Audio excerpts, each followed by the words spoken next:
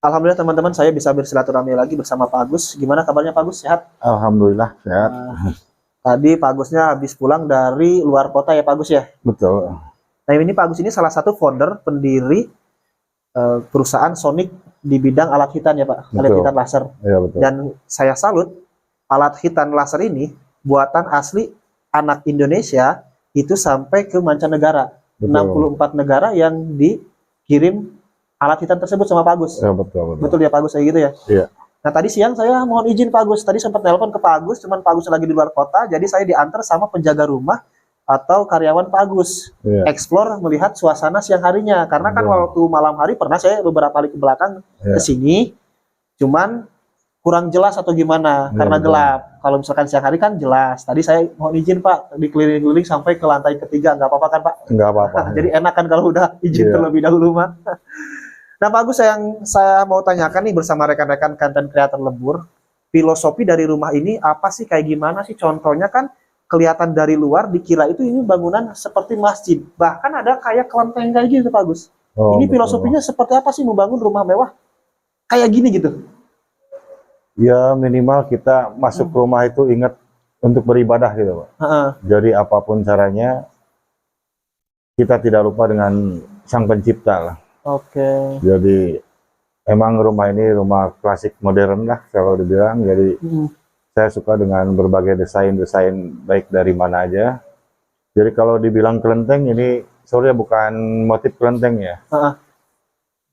Jadi saya juga keliling ke para pendahulu kita sebagai pendiri-pendiri Muslim. Heeh.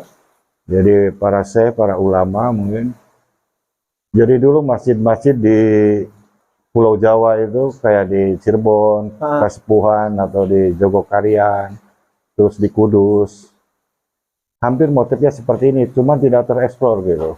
Akhirnya saya setelah keliling jalan-jalan mungkin Diaplikasikan di rumah. diaplikasikan di rumah ya. Ini hasilnya karena menaranya juga kami ambil dari Kudus gitu. Oh gitu. Kalau langsung. untuk spot yang lain kita juga dari masjid-masjid Cirebon gitu, atau dari masjid-masjid di Demak, kita ambilnya dari situ.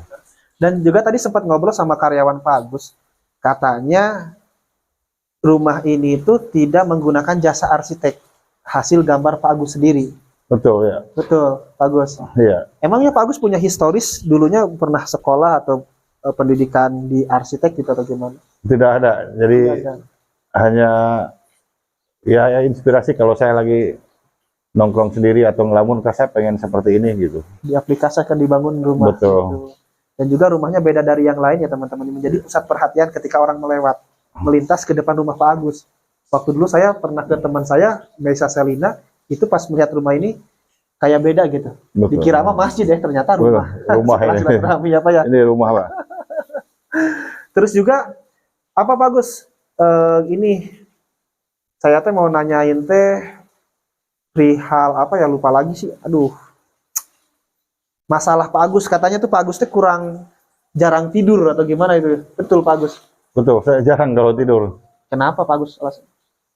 Ya mungkin saya nggak tahu, emang agak susah kalau tidur. Jadi kalau malam ya saya bikin kegiatan gitu.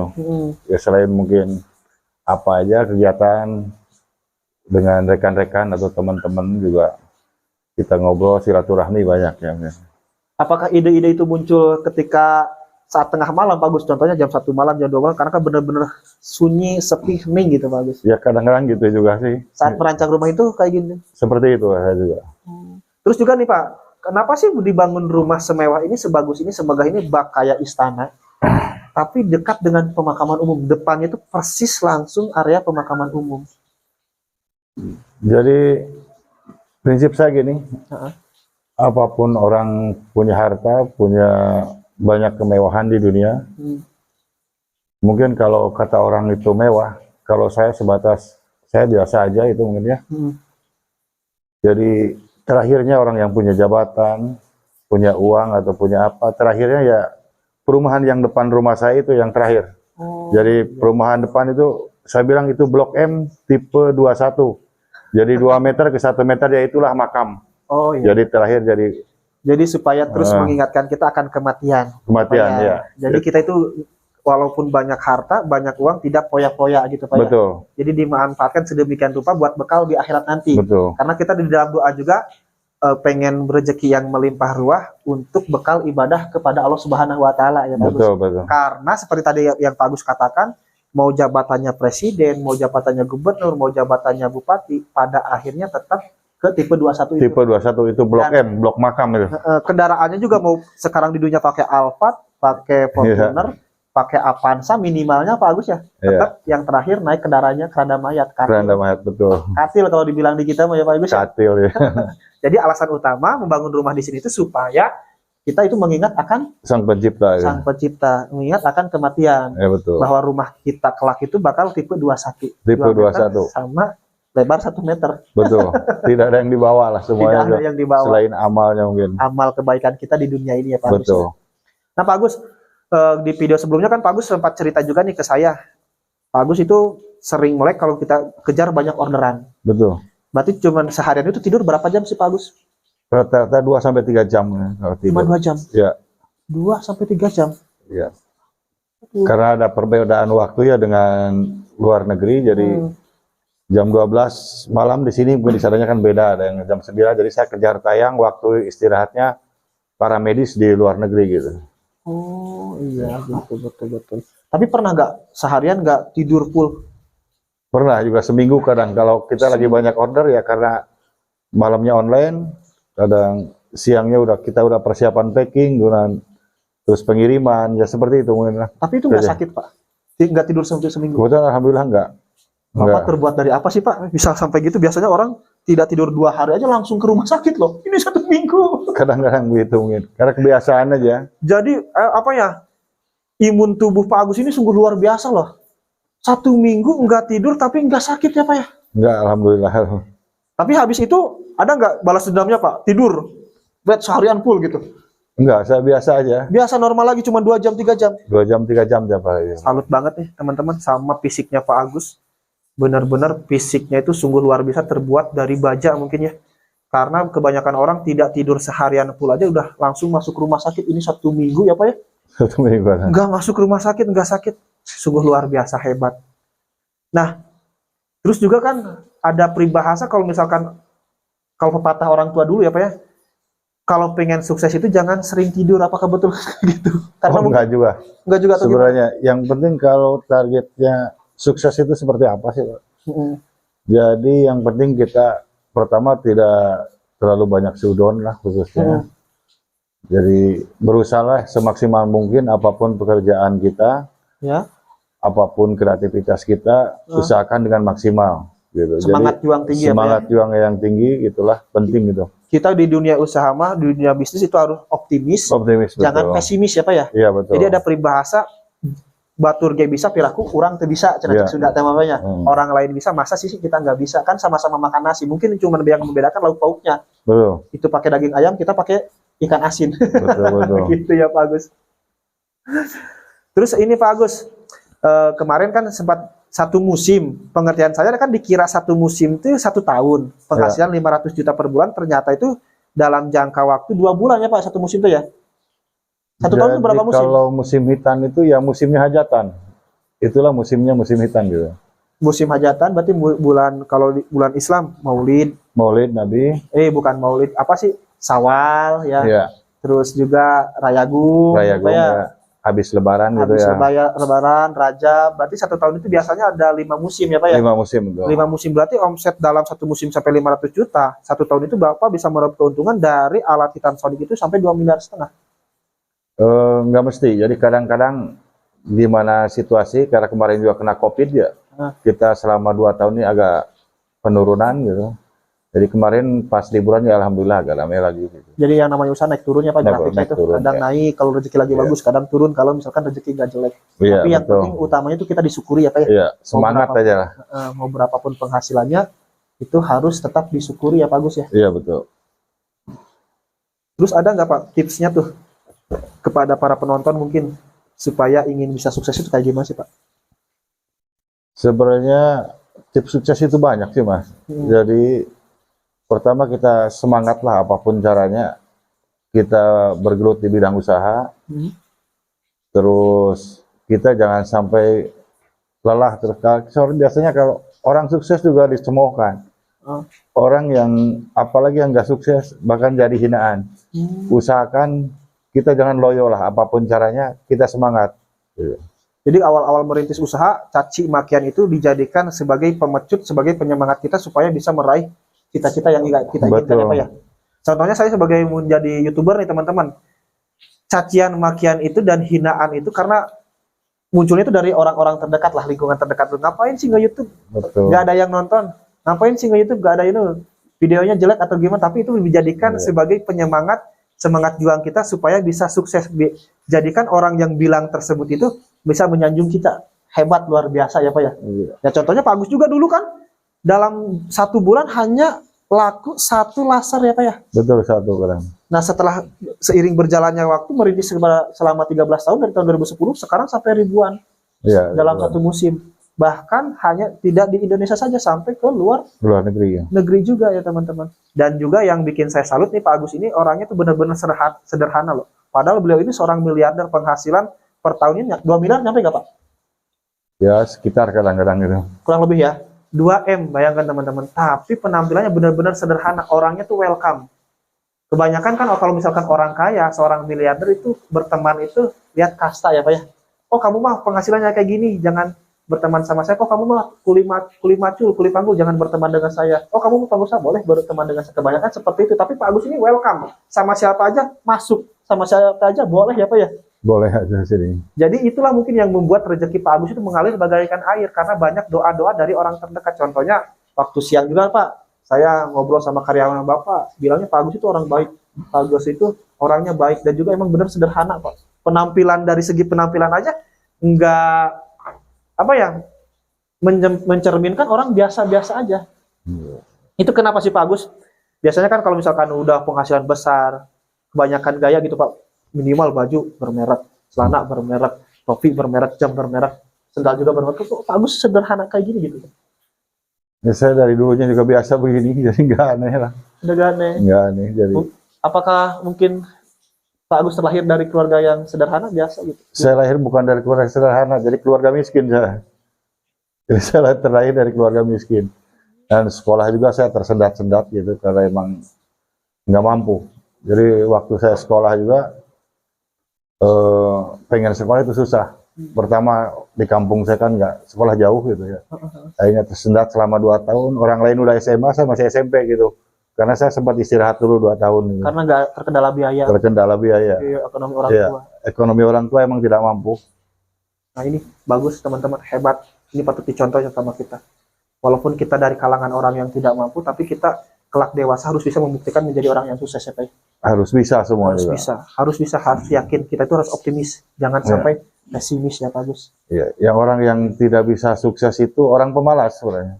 Iya, yang pemalas tidur ya Pak ya. Banyak tidur. Tidur, malas, pengennya itu. Jadi kebanyakan orang mah kayak gini Pak. Lihat orang sukses itu dari penghasilannya sekarang, bukan dari lihat pahitnya dulu. Betul. Contohnya mungkin Pak Agus juga punya historis pahit hidup ya Pak Agus. Ya, ada juga banyak orang. Banyak kalau diceritain nggak cukup waktu 1 jam. Betul. Tapi Pak Agus bisa membuktikan bahwa saya bisa membuktikan gitu ya Pak, dari cacian orang, makian orang itu bisa membuktikan dengan kesuksesan.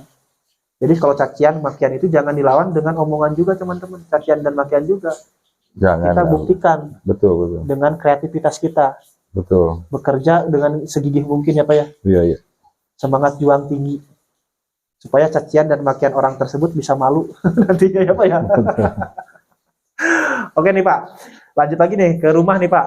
Kita udah basa-basinya ya, ngalir ngidulnya Pak. Iya. Ini rumahnya itu banyak banget ruangan ya Pak ya, banyak banget ruangan. Terus juga pintunya itu menghadap ke arah timur, ke arah barat, ke arah selatan, ke arah utara juga. Iya. Itu filosofinya kayak gimana sih Pak?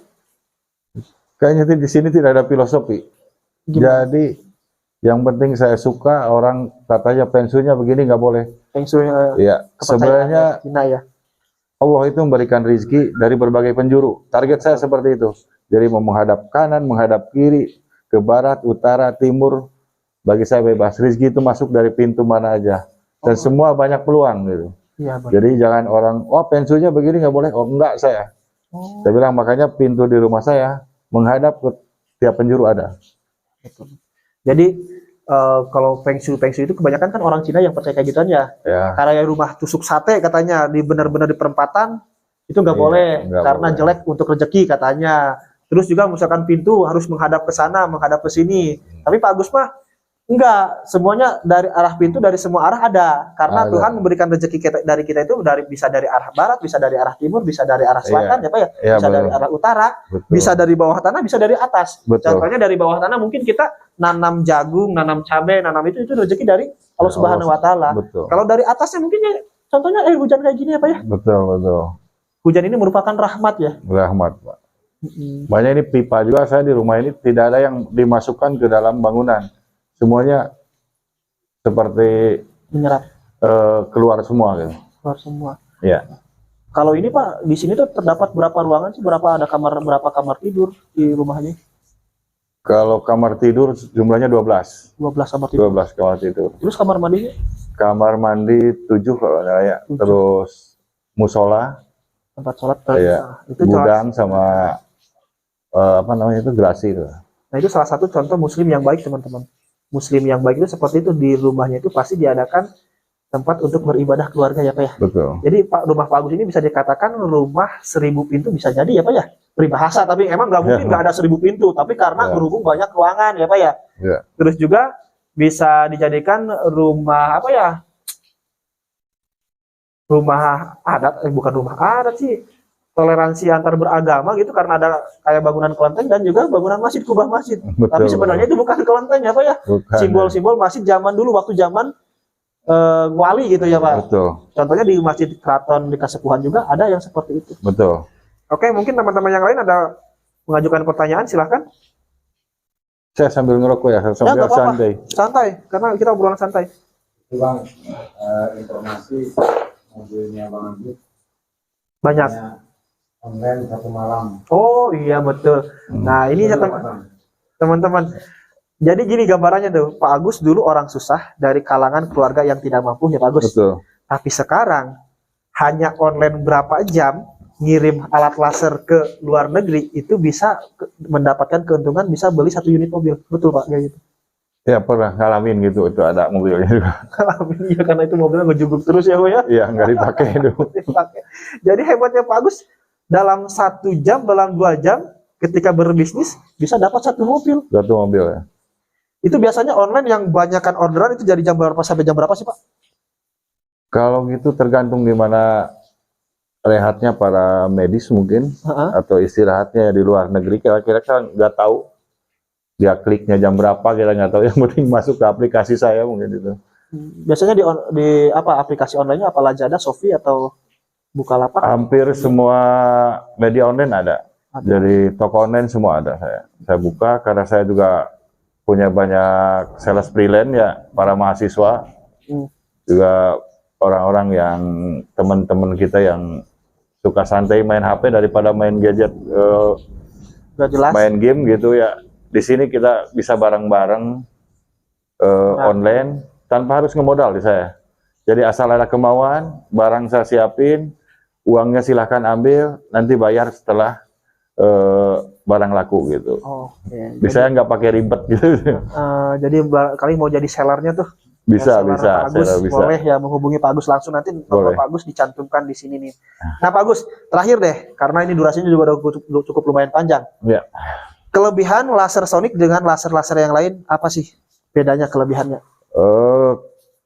Mungkin kita portable ya, nggak tergantung dengan aliran listrik atau pemadaman listrik. Juga kita garansi selama 1 tahun, garansi mesin ya. Kalau emang barang itu sampai terus rusak, kita ganti barang baru. Oh. Itu. Jadi kalau ada kerusakan atau trouble, udah tinggal dikembalikan, barang saya ganti baru. Bedanya dari produk-produk yang lain, Ya. keunggulannya. Iya.